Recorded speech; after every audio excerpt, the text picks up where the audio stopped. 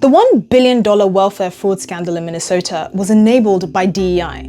Let me explain. Between 2020 and now, federal prosecutors say that more than $1 billion was stolen from Minnesota's social service programs and funneled to fraudulent nonprofits like Feeding Our Future. These organizations claim services for tens of thousands of children who didn't exist. Instead, taxpayer dollars went to funding luxury houses, high-end cars, jewelry, overseas real estate projects, and worst of all, Al-Shabaab, an Islamist terrorist group in Somalia. Now, new reporting shows that the Minnesota Department of Education officials noticed red flags early. They questioned invoices that made no mathematical sense. They noticed new feeding centers were registered in strip malls that were basically empty. They saw providers claiming to serve more meals than there were children living in entire zip codes. And every time they tried to investigate, they were hit with the same accusation. If you expose this, it's racist. That's because Feeding Our Future was run by American citizens of Somali heritage. When the state began scrutinizing their applications, the organization filed a discrimination complaint with the Minnesota Department of Human Rights and later sued the Department of Education, accusing it of racial bias and discrimination. Feeding Our Future weaponized DEI by telling the Minnesota Department of Education that failing to promptly approve new applicants from minority-owned businesses would result in a lawsuit featuring accusations of racism that would be sprawled across the news. In the post-George Floyd climate, that threat carried enormous political power.